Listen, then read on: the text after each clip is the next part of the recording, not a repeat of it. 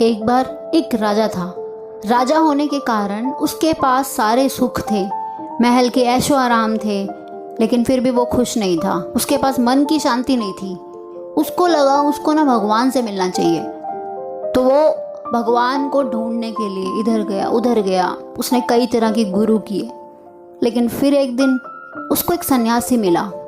तो राजा उस सन्यासी से मिलके बोला कि मैं कई सालों से भगवान को ढूंढने की कोशिश कर रहा हूँ, लेकिन भगवान मुझे कहीं मिलते ही नहीं है। भगवान कहाँ मिलेंगे? मैं भगवान को कैसे जान सकता हूँ? क्या आप मुझे भगवान से मिलवा सकते हो? तो इस तरह के सवाल राजा सन्यासी से करने लगा। सन्यासी राजा की बातों को बड़े ही ध्यान से सुन रहा था। थोड़ी देर सोचने के बाद सन्यासी बोला, आप मुझे ये बताएं, क्या आप भगवान से अभी मिलना चाहते हैं या फिर थोड़ी देर के बाद? वो राजा सन्यासी की ये बात सुन के बहुत ही हैरान हुआ, क्योंकि आज से पहले उससे किसी ने ऐसे नहीं पूछा था कि भगवान से अभी मिलना है या थोड़ी देर के बाद। तो राजा बोला, क्या आप मुझे सच में भगवान से मिलवा सकते हो? सन्यासी बोला, हाँ बिल्कुल। तभी सन्यासी ने एक कागज लिया और राजा को उस पर अपना इंट्रोडक्शन लिखने के लिए बोला। तो राजा ने अपना नाम, अपनी उम्र, अपना पता, अपना राज्य, सब कुछ बिल्कुल डिटेल में उस कागज पे लिखना शुरू कर दिया। और ये सब लिख करके उसने सन्यासी को वो कागज वापस कर दिया।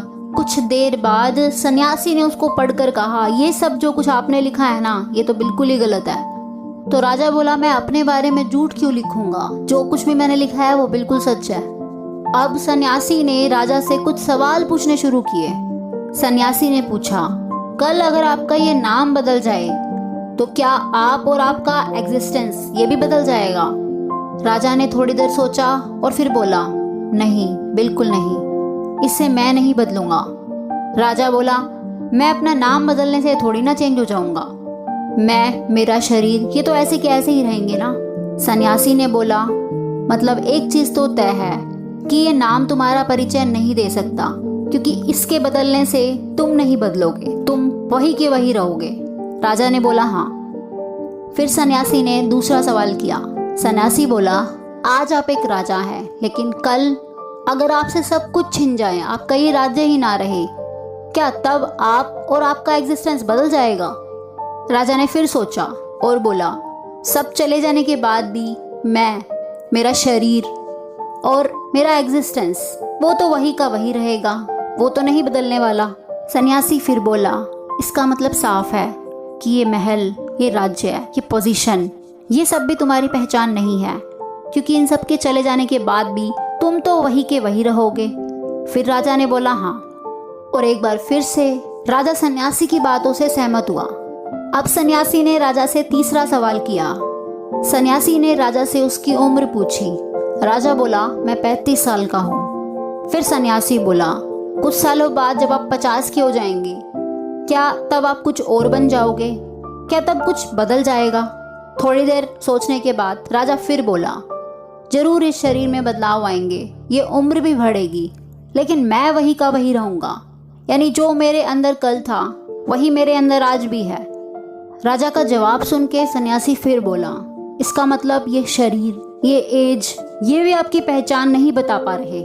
सन्यासी बोला, ऊपर बताई हुई सारी बातें जिसको आप अपनी पहचान बता रहे हो, उसमें से एक भी चीज आपकी रियल आइडेंटिटी को नहीं बता पा रही कि आप कौन हो। और अगर आप सच में भगवान से मिलना चाहते हैं तो आप ये बताओ कि आप कौन हो। राजा बोला, ये बताना तो बहुत ही मुश्किल है, मुझे नहीं पता कि मैं कौन हूँ, क्योंकि मैं तो अपने नाम, अपनी पोजीशन, अपने शरीर को ही मैं समझता था। मैं ये नहीं जानता कि मैं कौन हूँ, लेकिन मेरे अंदर कोई ऐसी चीज है जो लगातार मेरे साथ चल रही है। फिर सन्यासी बोला, बिना अपनी पहचान जाने आप भगवान की पहचान कैसे करोगे? आप भगवान से कैसे मिलोगे? तो जाओ, सबसे पहले अपना परिचय ढूंढ के लाओ।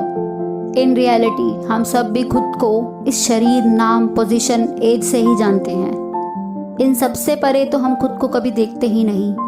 और जिस दिन आपको ये पता चल जाएगा कि आप कौन हैं, उस दिन से आपको भगवान को जानने की जरूरत ही नहीं पड़ेगी, क्योंकि जिसने खुद को जान लिया वो भगवान को भी जान ही लेगा। Indeed we all are souls, हम सब आत्माएं हैं। ये बॉडी एज बढ़ने के साथ साथ हर दिन बूढ़ी होती जा रही है। बट आत्मा जो कभी नहीं बदलती वो है हमारी रियल आइडेंटिटी। इस शरीर को चलाने वाली शक्ति ये आत्मा ही है और इस आत्मा के 7 गुण हैं: शांति, प्रेम, शक्ति, ज्ञान, सुख, पवित्रता, आनंद। हर आत्मा इन 7 गुणों से मिलके बनी है और जब भी वो इन गुणों को महसूस करना बंद कर देती है तब हम उदास होने लगते हैं। इसका मेन कारण कि जब तक आत्मा इस शरीर में है वो इस शरीर से, आसपास की चीज़ों से, लोगों से अटैच हो जाती है।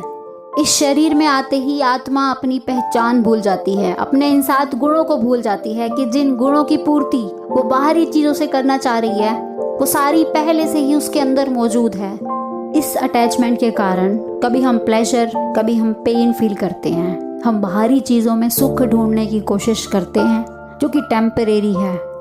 बट अगर हमें अपनी रियल आइडेंटिटी याद रहे कि हम कौन हैं, that I am a soul, मैं एक आत्मा हूँ, हर दिन खुद को याद दिलाने का एक अभ्यास करना है कि मैं एक आत्मा हूँ, आई एम ए सोल।